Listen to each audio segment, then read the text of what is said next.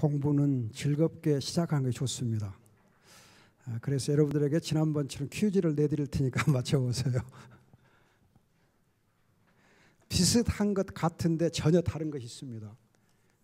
님의 반대가 뭐예요? 남이죠. 그럼 여러분들이 오늘 기도 수첩에 보면 빛의 경제가 있지 않아요? 빛의 경제. 빛의 경제하고 비슷하게 생겼는데 전혀 반대되는 경제가 뭘까요? 예? 뭐라고? 흑암권.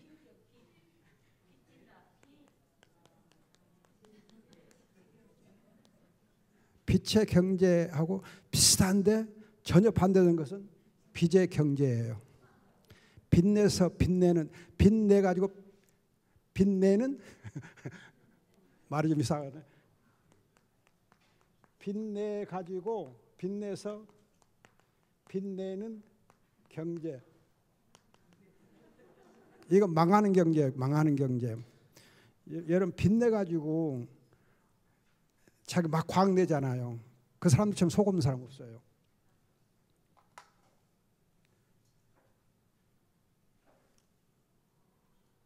그 다음에 여러분 지난주에 교회다운 교회였잖아요. 교회다운 교회의 반대말은 뭘까요? 교회다운 교회의 반대말.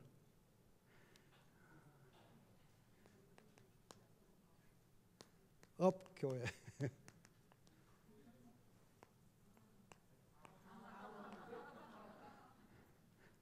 됐어요?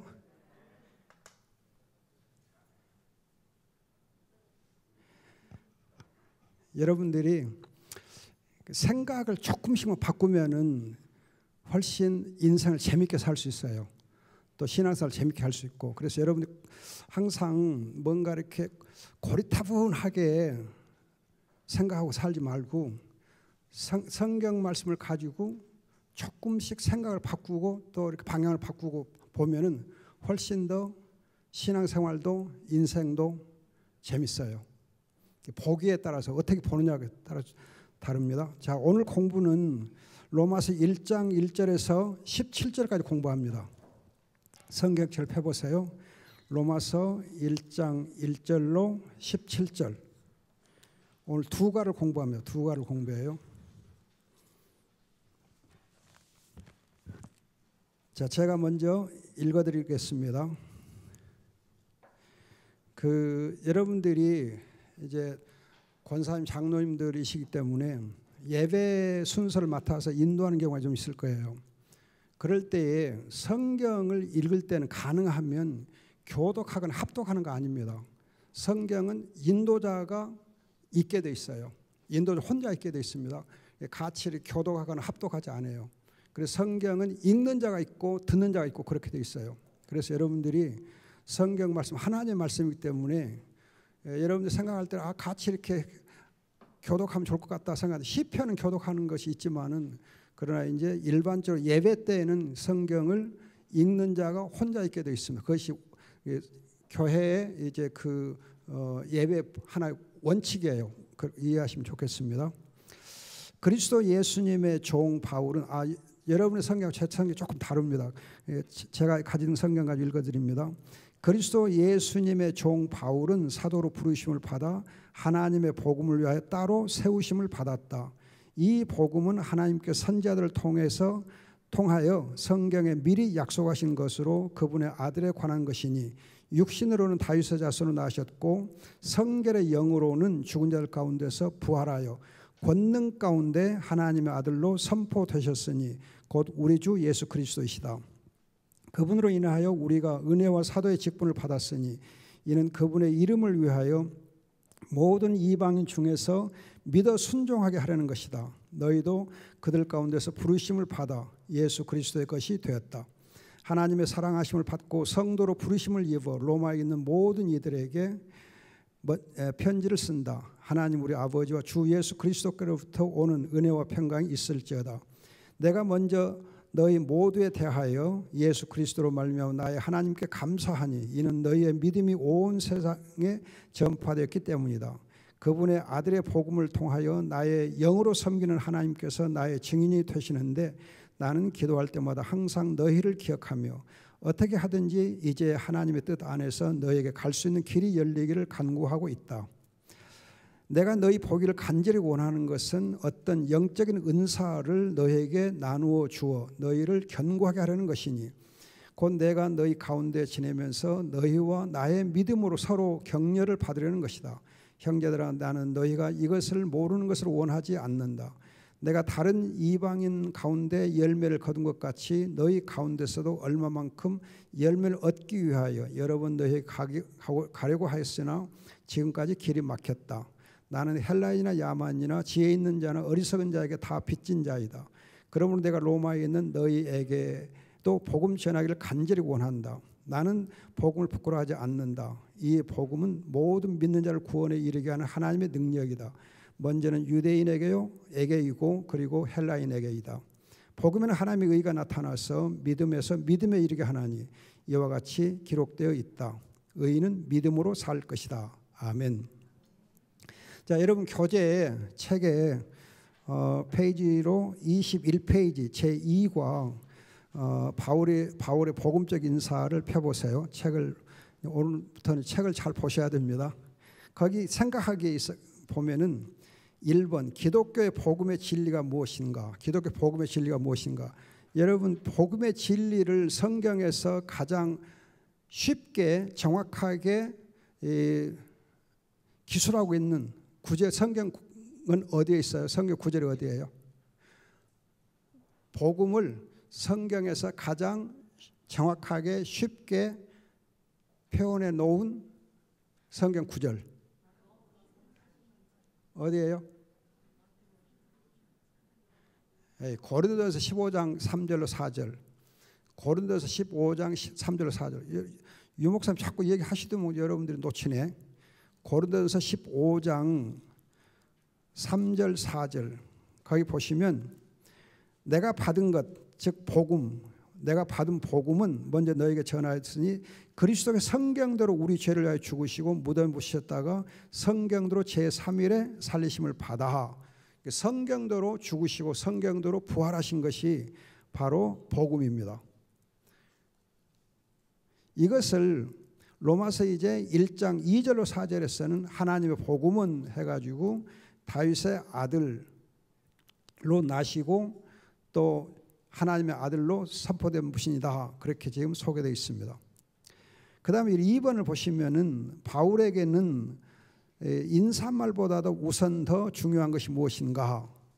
인사말은 7절에 있어요. 그런데 2절로 4절에서는 뭘 언급했어요? 복음을 언급해요. 그래서 인사말보다 더 중요한 것은 복음이에요. 복음. 인사말보다 더 복음을 중요하게 여기고 그래서 복음을 먼저 언급합니다. 우리는 되게 만나면 인사하기가 바쁘잖아요. 그런데 인사보다도 복음 전하는 것을 더 중요하게 여깁니다. 그 다음에 여러분들이 7절에 성도라는 단어가 있는 성도라는 단어는 본래 무슨 의미인가? 여러분들이 성도라는 단어에 대해서 어떻게 배워왔어요? 성도가 뭐예요? 그 단어 뜻이 뭐예요? 예? 제 귀가 좀 안 좋아가지고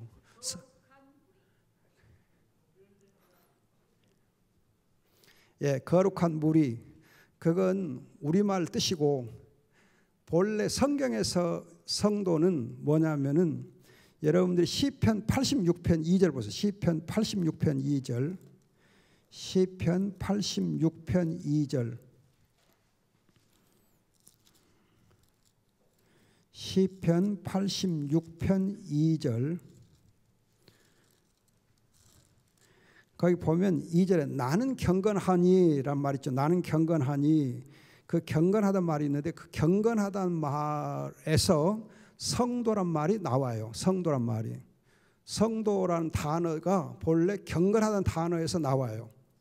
그러면 이 단어가 시편 148편 시편 148편에 보면은 14절에 시편 148편 14절 보면 모든 성도 곧 주님을 가까이 하는 이스라엘 자손의 찬양을 받으실 것이다 해서 모든 성도란 단어가 있고, 그리고 149편 5절에 성도들아 영광 중에 기뻐하며, 성도들아 기뻐하라, 그 성도들이 있어요. 여기 성도들이라는 단어가 지금 86편 2절에 경건하는 단어 같은 단어, 히브리어 같은 단어. 그러면 이 단어 뜻이 본래 뭐냐면은 하나님의 인애, 하나님의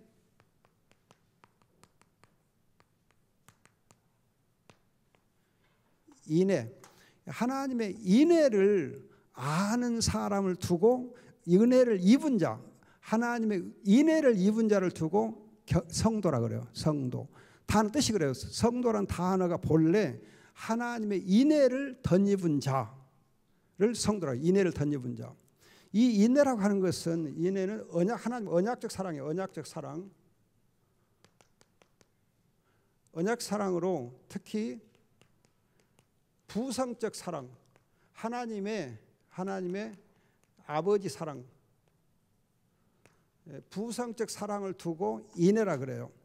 그러니까 다 베풀어주는 사랑, 끝까지 인내해주는 사랑, 베풀어주고 인내해주고 다 용납해주고 하는, 여러분 고린도서 13장에 있는 그 사랑을 두고 인애 그래요. 인애라 그래요.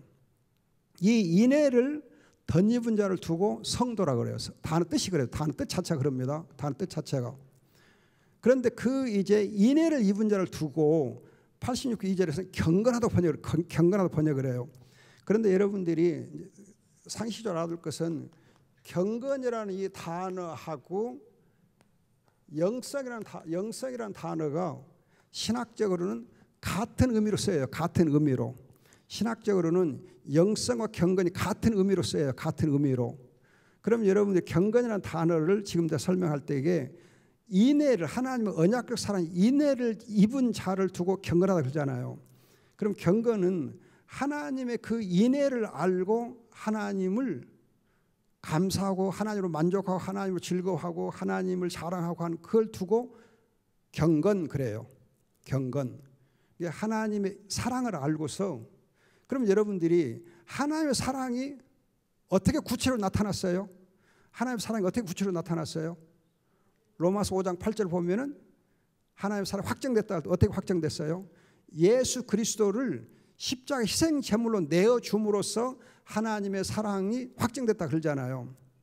따라서 여러분들이 우리가 경건하단 말은 하나님의 아버지께서 자기 아들을 속죄 제물로 내어준 그것을 아는 걸 두고 경건하다 그래요.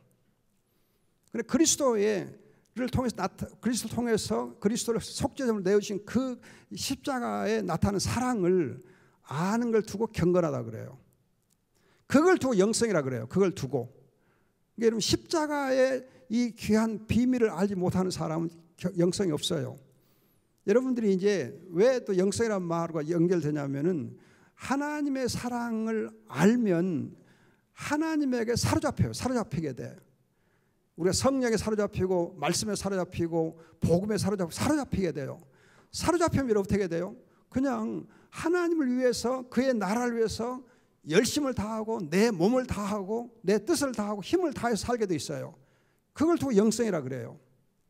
그래서 여러분 영성 그러면 흔히 영성을 이제 영적 성품 그렇게 이해하기 쉬운데 그게 아니고 본래 영성이라는 단어하고 경건이라는 단어가 같은 의미로 쓰여요. 같은 의미로. 그렇기 때문에 경건은 인애, 하나님 인애를 아는 거예요. 인애를 아는 거. 이 인애를 알고, 이 인애는 아까 말씀드린 하나님께서 자기 아들을 십자가에 희생 제물로 내어 주시기까지 한 그 사랑에서 거기에 사랑이 나타나거든요. 이걸 아는 것이 바로 경건이고 영성이에요. 그래서 여러분들이 성도란 단어가 정말 어떻게 보면 성경에 굉장히 중요한 단어인데 지금 제가 구약에서 말할 때 하나님 인애를 안다 그랬잖아요. 그 인애를 아는 자를 두고 성도라고 했잖아요. 그래서 로마서 여러분들 1장 7절 보면 이 다음에 또 설명하겠지만은 로마서 1장 7절 보세요. 로마서 1장 7절 거기 보면 하나님의 사랑을 입었다 그래요. 하나님의 사랑을 입었다. 그리고 성도로 부르심 받았다 되어 있는데 하나님의 사랑을 입은 자를 두고 사실은 성도라 그래요. 하나님의 사랑을 입은 자. 하나님의 사랑을 입은 자. 하나님의 사랑을 받고 그래서 성도라는 뜻이 하나님의 사랑을 받고 해요. 서로 이제 그 구약의 단어를 설명한 거예요. 그 풀어서 준 거거든요. 그렇게 이해하시면 도움이 될 겁니다. 그래서 여러분들이 정말 이 로마서를 공부하면서 주의할 것은 앞서 얘기했지만은 성경의 기본 개념을 여러분 잘 알고 성경에 쓰여 있는 단어가 무슨 뜻을 갖고 있는가 그것부터 여러분 아셔야 신앙을 바로 가질 수 있어요. 바로 가질 수 있어요. 이 점이 우리 한국교회는 너무 약해요. 우리 신학교도 물론이고 신학교도 보면 너무 기본이 안 돼 있어요. 교수 기본을 안 가르쳐. 그리고는 엉뚱하게 막 높은 것만 얘기하려고 그러는 아주. 근데 여러분들이 좋은 성도는 하나님의 말씀의 기본에 충실한 기본을 잘 아는 게 중요합니다.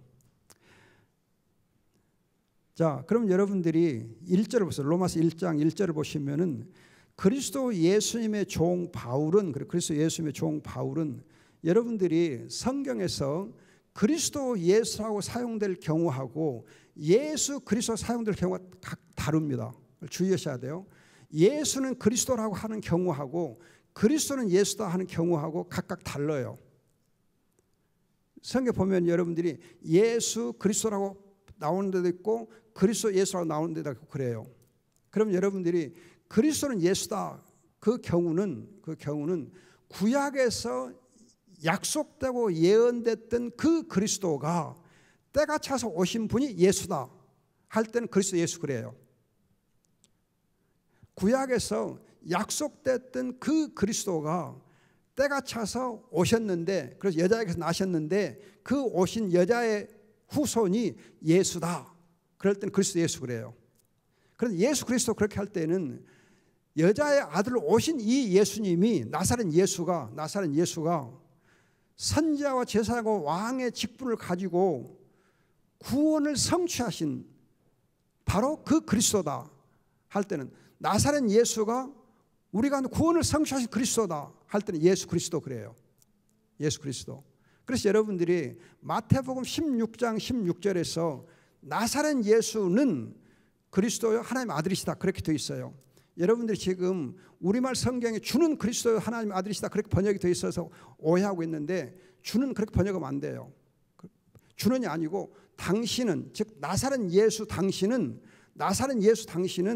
나사렛 촌놈 모든 사람들이 촌놈이라고 생각하고 정말 하찮은 사람 생각하고 약한 자라고 생각했던 그 나사렛 예수 당신이 우리가 기다렸던 그 그리스도요. 그리고 하나님 아들이십니다. 라고 고백한 것이 여러분 마태복음 16장 16절이에요. 그런데 우리 성경은 왜 주는이라고 번역을 했냐 하면은 당신이라고 하는 이 말이 얼른 보면은 낮춤말처럼 보여요. 낮춤말. 그래서 당신이 그러면 좀 이렇게 누구를 좀 이렇게 하대하는 것처럼 오해하기 쉬운데 근데 당신이란 말이 3인칭으로 쓰일 때는 존댓말이에요. 존댓말로도 쓰여요. 그래서 당신 하면은 성경에서 오해하면 안 돼요. 높임말이에요. 높임말. 그렇기 때문에 당신은 그리스도요 하나님 아들이십니다. 그렇게 번역해도 돼요. 그래서 영어 성경에는 전부 you 그래요. You are the Christ and the Son of God 그래요. You are you로 되어 있지 Lord 주로 안 돼 있어요. 왜 이런 걸 주의했었냐면은 여러분들이 마태복음 16장의 배경을 보면은 가이사라 빌립보에 가서 예수님께서 제자들에게 너희는 나를 누구라 하느냐 신앙 고백을 받거든요. 그럼 가이사라 빌립보라는 동네가 어떤 동네냐 하면은 가이사 황제를 위해서 헤롯 빌립에 세운 새로 건설한 도시가 가이사라 빌립보예요. 그러니까 가이사라라는 단어는 가이사를 위하여요. 가이사를 위하여. 또 빌립보는 빌립에 의하여, 빌립에 의해서 가이사를 위해서 세운 도시란 뜻이에요. 그러면 그 도시는 그럼 뭐가 있겠어요? 가이사 신전, 가이사 신전, 황제 신전이죠. 황제 신전, 황제 우상 숭배하는 곳이 바로 가이사 빌립보예요. 가이사라고 하는 황제를 숭배하는 곳이 바로 그곳이에요.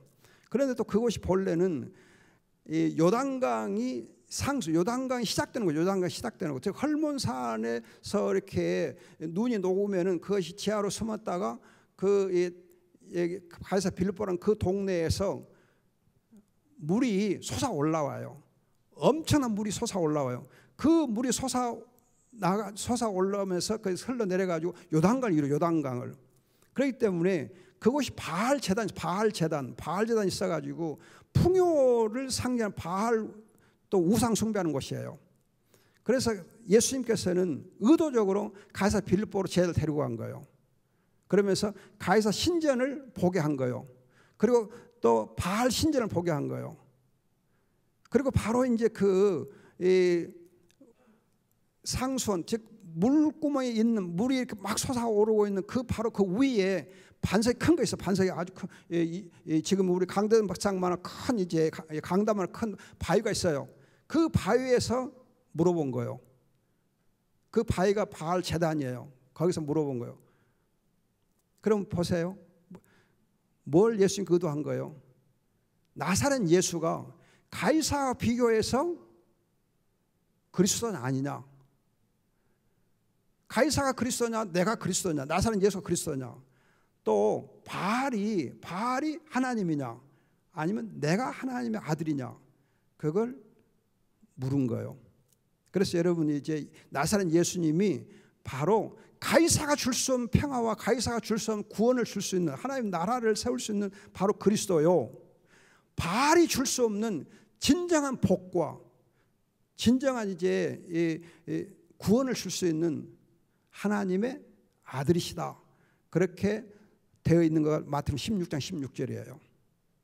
그러니까 여러분들이 성경의 배경을 알고 그 성경의 의미가 뭔지를 알아야 여러분들이 신앙 고백의 의미가 뭔지를 알지. 그냥 모르고 여러분들이 읽으면은 수박 겉핥기요. 여러분들이 신앙이 깊이가 없어요. 깊이가 없어요. 그리고 정말 예수님을 내가 왜 좋아해야 되는지, 왜 내 예수를 믿어야 되는지 그런 부분이 약해지기 쉽습니다. 아무튼 여러분들이 그리스도 예수, 그리스도라는 이 예수님의 종, 바울은 다메섹 도상에서 만났던 분이 십자가에서 저주받아 죽었던 줄 알았는데 오히려 보니까는 정말 대제사장, 영광 권능을 입으신 하나님의 아들 이심을 발견하고서 그 그리스도가 바로 예수님이고 그 예수님의 종, 예수를 섬기는 종이 이제 나다 한 거죠. 그래서 예수님을 주인으로 섬기고 사도로 부르심을 받아서 하나님의 복음을 위하여 따로 세우심을 받았다. 하나님께서 나를 그의 복음을 위해서 따로 세우신 것을 인해서 바울이 내가 어떤 존재인가, 내가 정말 예수님에게 어떤 존재가 됐는가 그걸 확실히 말하고 있습니다. 그 다음에 2절로 4절 보면 이 복음은 하나님께서 선지자를 통하여 성경에 미리 약속하신 것으로 그분의 아들에 관한 것이니 육신으로 다윗 사손을 낳으셨고 성경의 영으로는 죽은 자 가운데서 부활하여 권능 가운데 하나님의 아들로 선포되셨으니 곧 우리 주 예수 그리스도다. 자, 여기서 여러분 보면 2절에서 4절까지 보면 문장이 하나예요. 한 문장이 한 문장. 문장이 중간에 끊어진 것이 없어요. 끊어지지 않아요. 이 복음, 곧 하나님의 복음은 그리고 제일 끝에 가면 곧 우리 주 예수 그리스도다. 그렇게 돼 있어요. 하나의 복음은 하나의 복음 주어예요. 그 다음에 보어, 주어에 대한 보어는 뭐냐면 This gospel is 그래놓고 우리 주 예수 그리스도다. 복음이 뭐예요? 우리 주 예수 그리스도. 예수의 바로 복음, 예수의 복음. 예수 그리스도 하나의 복음이에요. 그러면 이 예수 그리스도가 왜 하나님의 복음이냐? 그걸 2절 4절 설명하고 있어요. 자, 먼저 다윗의 자손으로 오셨기 때문에 다윗 자손이기 때문에 복음이라는 거예요. 육신으로는 다윗 자손 오셨다 그거예요. 그럼 이 말이 무슨 뜻이냐 하면 본래 마태복음에서 보면 다윗 사손 그러면은 왕권을 가진 그 분으로 이해를 해요. 왕권을 가진 분으로 왕권, 다윗의 왕권이 있는 분, 다윗 사손 그래요. 그러나 지금 바울이 다윗 사손을 말할 때는 달라요. 개념이 다릅니다. 주의하셔야 돼요. 개념이 달라요. 다윗 사손 오셨단 말은 무슨 말이냐 하면 여러분들이 룻기 4장 보세요. 룻기 4장. 룻을 아시죠?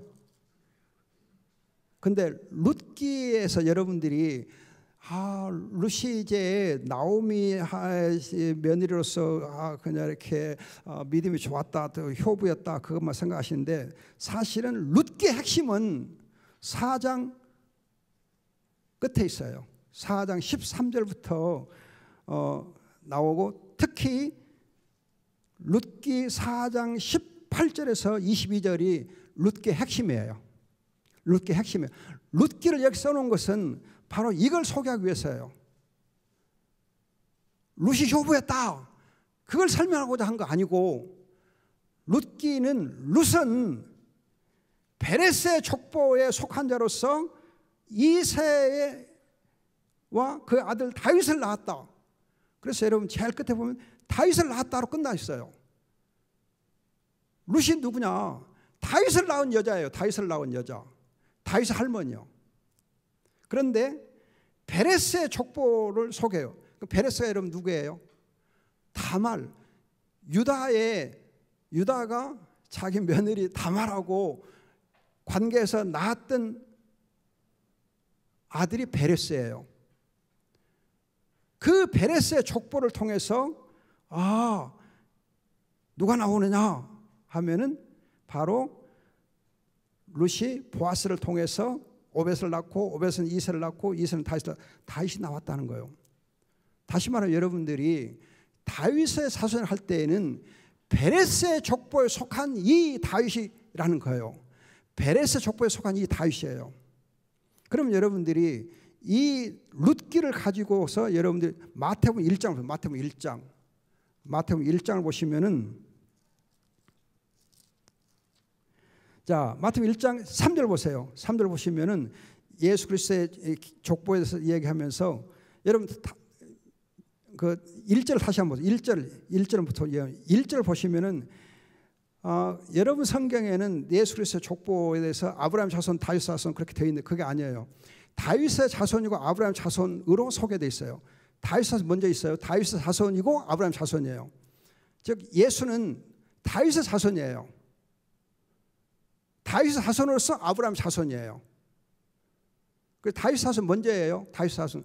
그래서 여러분들이 마태복음 1장은 17절까지 보면은 다윗을 중심으로 해서 14대예요. 다윗을 중심으로 14대예요. 그리고 여러분들이 다윗이라는 이 이름은 다윗이라는 이름은 히브리어는 이렇게 씁니다. 히브리어는 이렇게 쓰는데 이 다윗 할 때 우리 말하면 디귿에 해당하는데 달렛이라고 하는데 이건 숫자로 계산하면 4가 되고 이건 6이 되고 이건 4가 돼요. 이걸 합하면 14예요. 그래서 다윗이라는 이름은 숫자로 계산할 때는 14라는 숫자가 계산이 돼요. 14로가 돼요. 따라서 여러분 다윗 사손할 때는 14대를 강조를 두는데 14라는 수는 충만한 수. 그래서 갈라디아 4장 4절에서 때가 참회로 해석해요. 때가 참회 여자에게서 나셨다는 거예요. 때가 참회에서 여자에게 나셨는데 다윗의 자손을 여자에게 나신 거예요. 그래서 1장 1절에 다윗 사손 해놓고 3절에서부터 다말에게서 베레스가 나오고 그리고 이제 그 다음에 5절 가면 라합에게서 보아스 나오고 보아스는 룻에게서 오벳을 낳고 오벳은 이새를 낳고 이새는 다윗을 낳았다 되어 있잖아요. 룻기를 반영한 거예요. 자, 이걸 보면 다윗의 자손이라고 사도 바울이 말할 때에는 다윗의 왕권의 포인트가 있는 거 아니고 여자의 후손으로 오신 다윗의 자손이에요. 여자의 후손으로 오신 다윗의 자손. 베레스의 족보를 따라서 여자의 후손으로 오신 바로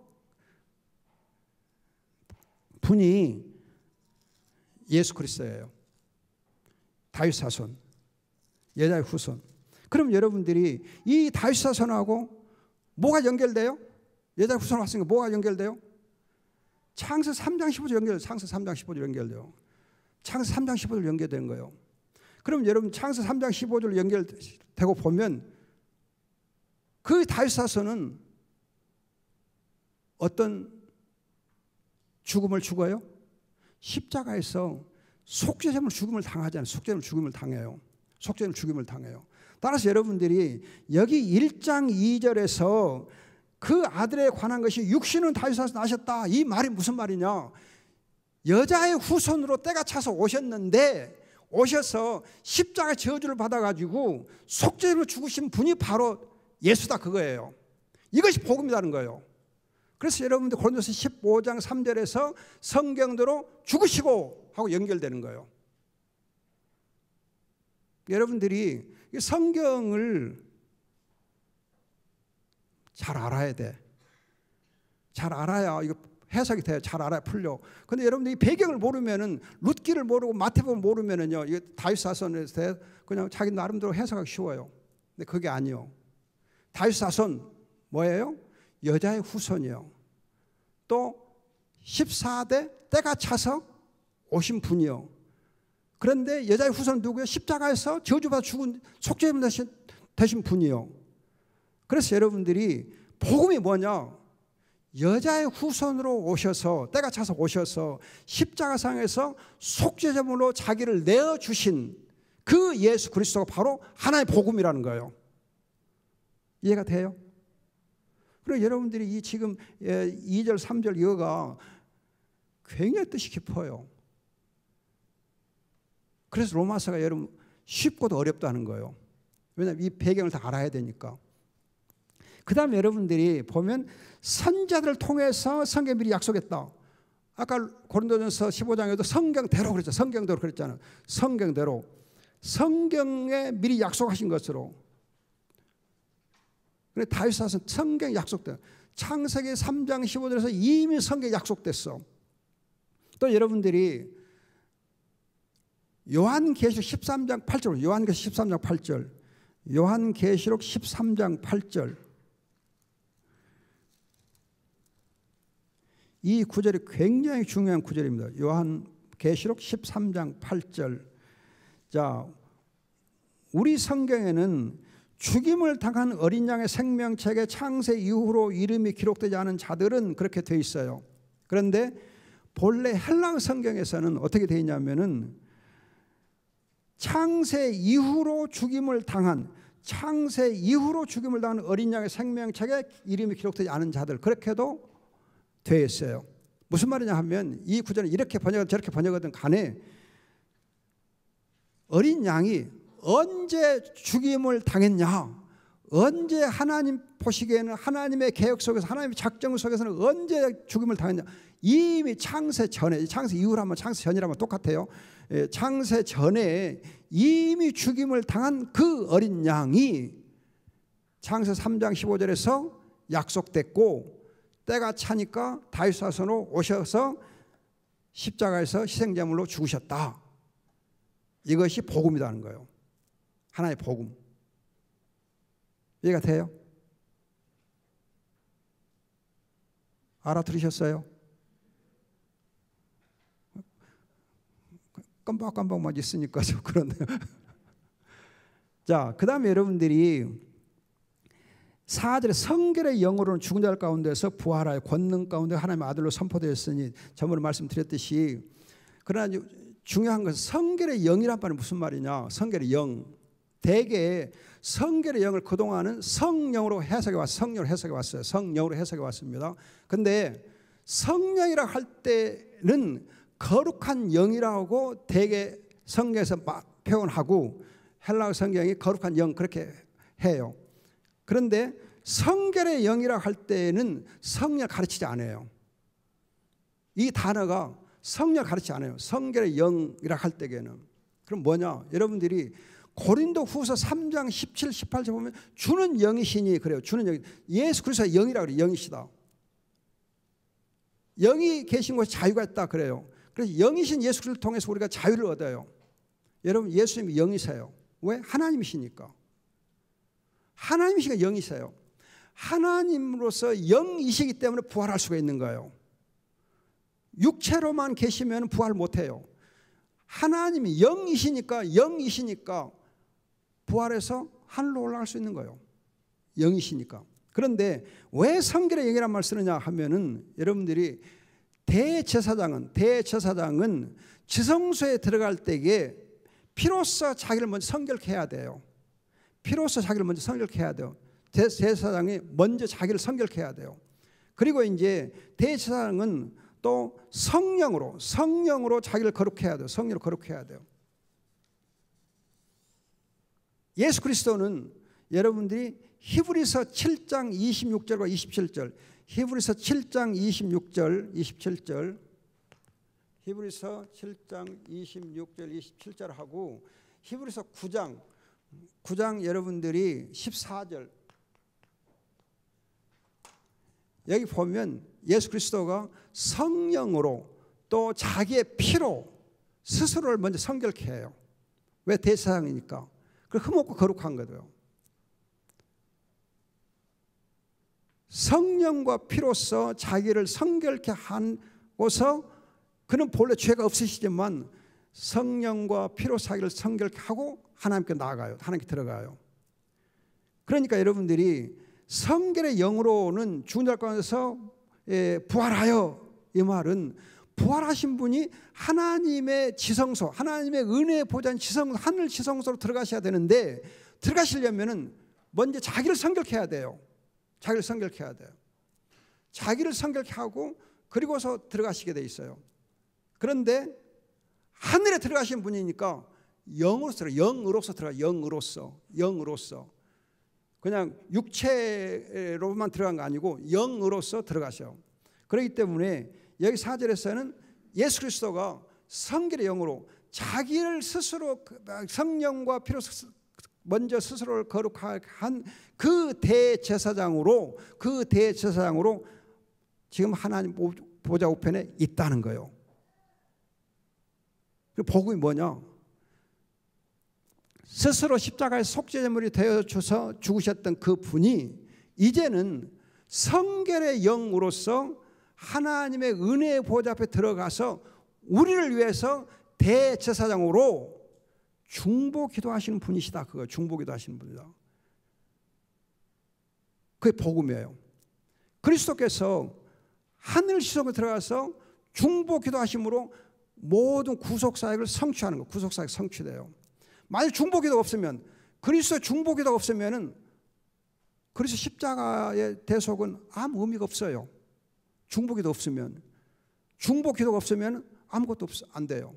그래서 여러분 로마서 8장 가면은 이제 내가 확신한다 그러면서 32제 4절에 보면 누가 정죄하느냐, 예? 죽으실 뿐만 아니라 살리심을 받으시면 그리스도 예수님이시다. 그분께서 하나님의 오른쪽에 계셔서 우리를 위해 간구하신다. 그냥 우리를 간구하신다. 그가 우리를 대제사장으로 간구하시니까 누구도 정죄할 수 없고 누구도 우리를 해할 수 없고 우리를 대적할 수 없다. 그래서 우리가 구원을 확신한다는 거죠. 따라서 여러분들이 이 성결의 영혼은 죽은 자 가운데서 부활해서 권능 가운데 지금 권능을 입으시고 하나님 보좌편에서 우리의 대제사장으로 하나님의 아들로서 이미 선포되셨다. 이분이 바로 우리 주 예수 그리스도다. 이것이 바로 하나의 복음이라는 거예요. 그러니까 복음은 다른 게 아니고 예수님이 다윗 사선으로 때가 차서 오셔서 여자의 후손으로 오셔서 십자가상에서 속죄제물로 죽으시고 그가 자기의 피와 성령으로 자신을 성결케 하고 대제사장으로 하늘 지성소에 들어가서 우리의 대제사장 중보자로서 우리를 중보기도 하시는 것이 바로 복음이라는 거예요. 하나의 복음이라는 거예요. 그런데 여러분들이 다메섹 도상에서의 사도 바울이 회심할 때에 그랬다고 했잖아요. 십자가에 죽은 그 예수는 저주받았다고 생각했는데 저주받은 줄 생각했던 그 예수 그리스도가 사실은 하나님의 영광과 권능 가운데 계신 하나님의 아들로 이렇게 앉아 계시는 걸 보게 된 거예요. 그러고 보니까는 영광의 주를 보고서 십자가 주님을 보니까는 십자가가 이사야서 53장에 되어 있는 대로 우리의 죄와 허물을 위해서 대신 대속적인 죽음을 죽어주신 거예요. 이 사실을 사도 바울이 깨달은 거예요. 십자가 죽음은 대속적 죽음이에요. 대속적 죽음. 우리의 죄와 허물을 대신해서 죽은 죽음이다. 그래서 그리스도가 정말 우리의 유월절 어린 양이 되시게 합당하신 분이라는 거예요. 유월절 어린 양 되게 합당하신 분이시다. 이것이 바로 복음이라는 거예요. 사도 바울은 굉장히 함축적으로 복음을 2절 4절에서 간략하게 그러면서도 깊이 있게 다루는 거예요. 이 2절 4절을 여러분들이 정확하게 해석하고 배워두셔야 복음이 뭔지를 알아요. 복음이 뭔지를 여러분 알게 돼요. 그리고 경건, 영성을 여러분 그리고 알게 되는 거예요. 자, 그 다음에 여러분들이 5절에 보면은 그분으로 인하여 우리가 은혜와 사도의 직분을 받았으니, 보면 직분을 받기 전에 먼저 뭘 받느냐? 은혜를 받아요. 은혜가 먼저가 이고 그 은혜에 대해서 직분이 와요. 따라서 여러분 주의할 거가, 은혜를 알지 못하면 직분 의미가 없어요. 하나님의 은혜를 나 등 하나님의 은혜다. 그래서 여러분 직분도 하나님이 은혜로 주신 거다. 그걸 아셔야 돼요. 어떤 분들은 아이고 내가 자격도 없는데 무슨 직분을 내가 어떻게 권사가 되나 어떻게 장로가 되고 그럴 수 있나 그렇게 생각하시는데 그게 아니요. 직분을 하나님 은혜로 주신 거기 때문에 감사함으로 받아요. 감사함으로. 내가 받고 안 받고 여러분들이 스스로 결정할 수 있는 게 아니에요. 여러분들 직분은. 그건 교만이에요. 교만이요. 그건 어떻게 나쁘게 말하면 불신앙이에요. 불신앙.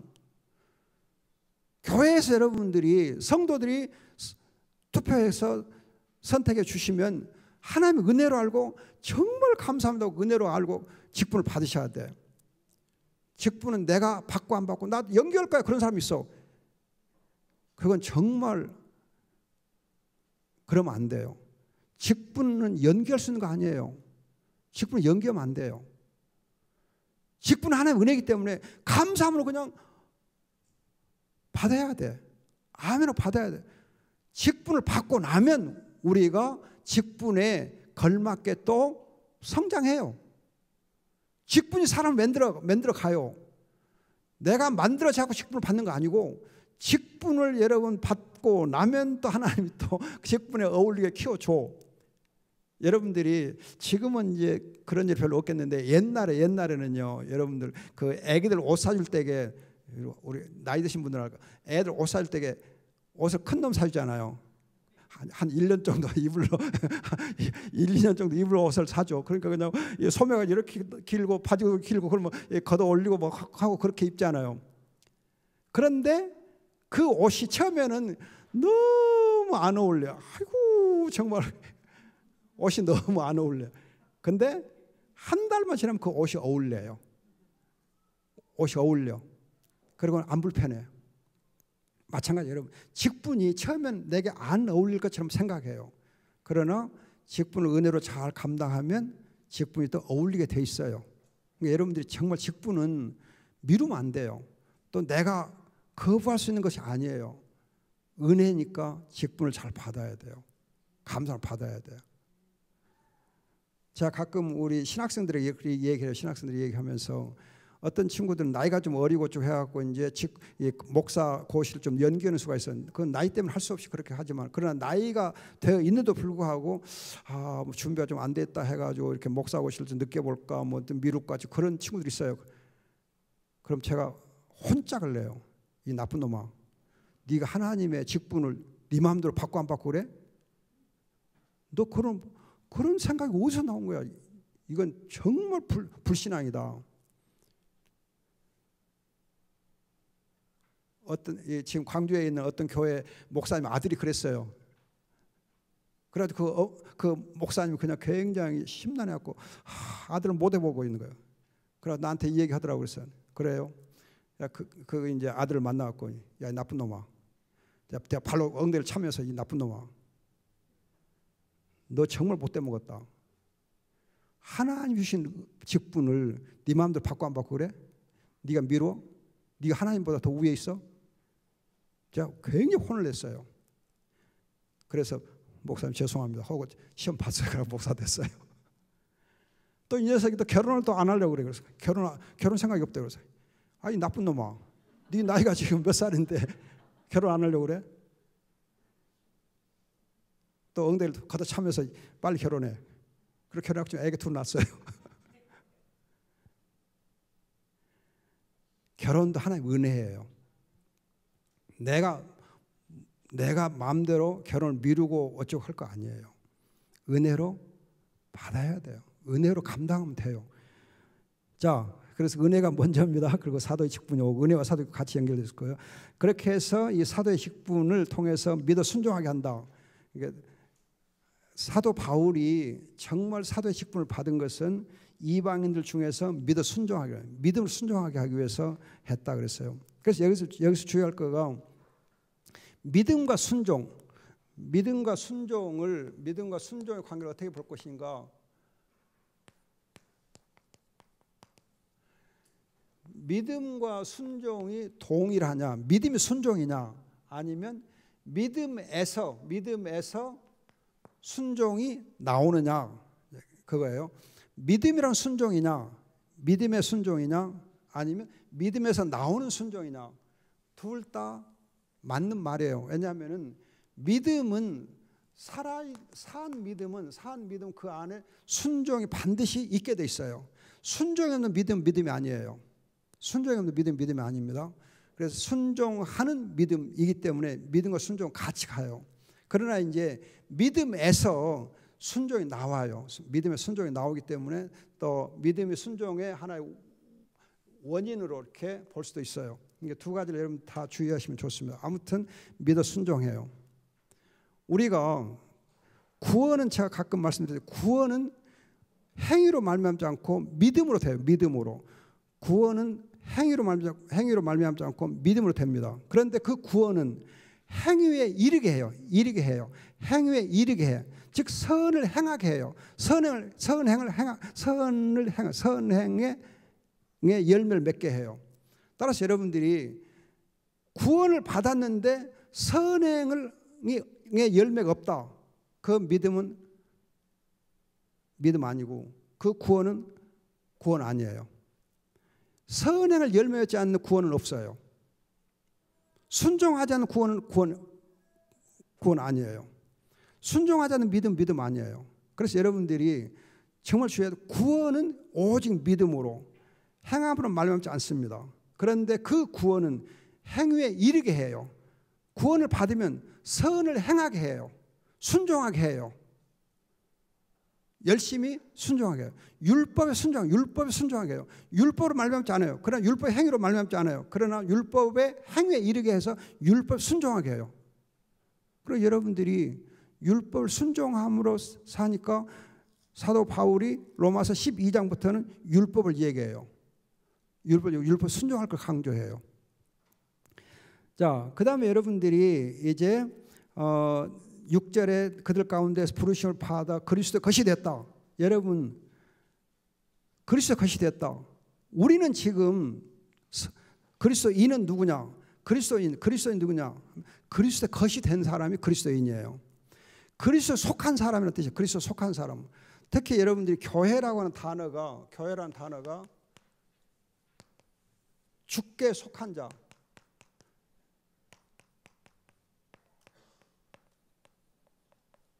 주께 속한 자라는 뜻이 있어요. 주님께 속한 자.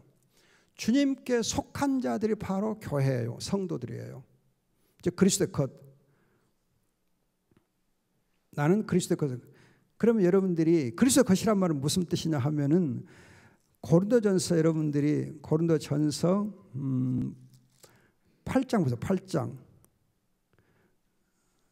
잠깐만요.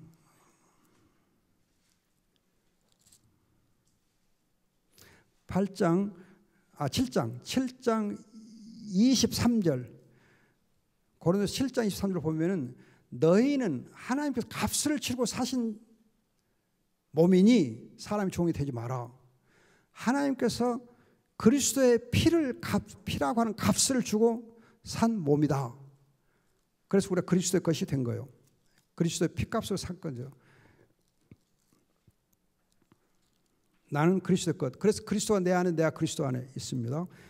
그리고 7절을 보면 하나님의 사랑하심을 받고 성도로 부르심을 입어 로마에 있는 모든 이들에게 하나님 우리 아버지 주 예수 그리스도로부터 오는 은혜와 평강이 있을지어다. 아까 성도란 말을 제가 설명했잖아요. 시편 이제 86편 또 148편, 149편에 있는 그 단어들 주의하시면서 하나님의 인애를 아는 자다. 경건한 자다. 이 경건한 자는 여러분들이 21절 보면 1장 21절이면 21절 보면은 하나님을 알면서도 하나님께 영광을 돌리지 않고 감사하지 않았다 그랬는데 하나님을 아는 자들은 하나님 아는 자들은 어떻게 하고 있어요? 하나님께 영광을 돌리고 감사하게 돼 있어요. 그러니까 경건이 뭐냐? 경건이 뭐냐면 하나님을 알고 아버지로 알고 하나님의 사랑을 알고 하나님께 영광을 돌리고 하나님 감사하고 만족하는 것이 바로 경건이에요. 그게 성도고 경건이 성도예요. 그렇지 않은 걸 불경건이라고 그래요. 이런 이제 성도에게 하나님 주시는 복이 뭐냐? 아버지와 예수 그리스도로부터 오는 은혜와 평강, 은혜와 평강이 있을지다. 은혜와 평강이 있을지다. 그럼 이 은혜와 평강이라는 이 인사는 어디에서 연유하는 거냐 하면 여러분 민수기 6장 보세요. 민수기 6장 보면은 구약에서 대제사장들이 이제 축복 기도할 때 여호와께서 내게 복을 주시고 너를 지키시기를 원하며 여호와께서 그분의 얼굴을 내게 비추시고 내게 은혜 주시기를 원하며 여호와께서 그분의 얼굴을 내게로 향하여 두시고 내게 평강 주시기를 원하노라. 거기 보면 은혜와 평강을 말해요. 은혜와 평강. 구약에서 제사장들이 축복 기도할 때에 두 단어를 써요. 은혜와 평강 있을지어다. 그래서 이 구약적 배경을 가지고 이제 이 사도 바울이 은혜와 평강이 있을지어다 그렇게 인사말을 해준 거예요. 그러나 이제 또 한 가지 그 시대적 배경을 보면은 유대인들의 인사 샬롬이라는 평강이라는 말로 되게 인사를 하고 헬라의 그 세계에서는 은혜가 있을지어다 그렇게 인사를 해요. 은혜가 있을지어다. 그래서 이 헬라의 인사말하고 유대의 인사말을 또 합해 놓은 것이기도 해요. 그러니까 이 민수기 6장을 배경으로 하면서도 또 한편으로는 이방인과 유대인에게 각각 그들이 사용하던 인사말을 합해 놓은 거예요. 그렇게 해서 적절하게 인사말을 하게 된 겁니다. 그런데 이제 여러분들이 인사말이 은혜와 평강으로 되게 되어 있는데 어떤 경우에는 사도 바울이 쓴 서신들 중에 어떤 경우는 은혜와 긍휼과 평강이 있을 때 그렇게 긍휼이란 말 하나 더 들어가 있는 서신들이 있어요. 은혜와 긍휼과 평강. 근데 긍휼이란 말 쓸 때에는 불쌍히 여긴다는 거거든요. 그 편지를 받는 사람이 굉장히 어려운 상황이 있을 때에 위로가 필요할 때에 정말 격려가 필요할 때에 그 사람이 난처한 경우에 처해 있을 때에 긍휼한 단어를 써서 인사말을 해요. 그래서 은혜, 긍휼, 평강 세 단어를 써요. 그때는 그 이제 상황이 굉장히 힘들고 어려운 가운데 있는 사람을 위로하고 격려할 때에 그 인사말을 쓰게 되어 있습니다. 8절에서 17절까지 해드리려고 했는데 그냥 2장으로만 끝나게 됐네요. 3장은 다음 주에 할게요. 자, 여러분들이 연구하기 27페이지 보시면은 어떤 점 복음 하나님의 복음인가? 하나님 주신 복음 어떤 점에서 복음은 예수 그리스도와 복음의 중심 내용이 되고 어떤 하나님 나라의 복음인가? 그 복음은 하나님 나라가 세워지니까 예수 그리스도의 은혜로 바울이 사도로 세우심을 받은 목적이 무엇인가? 믿어 순종하게 하기 위해서 바울은 다메섹 가던 길에서 만난 예수님이 바로 하나님의 아들이심을 어떻게 알 수 있었는가? 만나주신가 하는 거죠. 영광의 주님 만나주신가 하는 거죠. 성도는 어떤 점에서 하나님 보시기에 존귀한가? 하나님 사랑을 입은 자니까. 그리스도인의 인사한 말 곧 은혜와 평강은 어떤 점 하나님 나라에 어울리는 좋은 인사인가? 왜? 은혜와 평강, 하나님 나라에 어울리는 좋은 인사. 그래서 여러분들이 은혜가 넘칠지어다 또 평강이 있을지어다 그렇게 인사하는 것이 하나님의 백성들의 좋은 인사말입니다. 1분 전입니다. 기도하고 마치겠습니다. 좋으신 아버지 감사합니다. 주님께서 귀한 우리 예일교회 성도를 사랑하시고 복음의 깊은 뜻을 알게 하시고 성도로서의 아버지 정체성을 우리가 갖게 하시고 복음의 능력을 우리가 또 덧입게 하시길 간절히 원하오며 영광의 주님을 만나고 그 주님의 귀한 은혜를 누릴 수 있는 저희가 되게 해 주옵소서.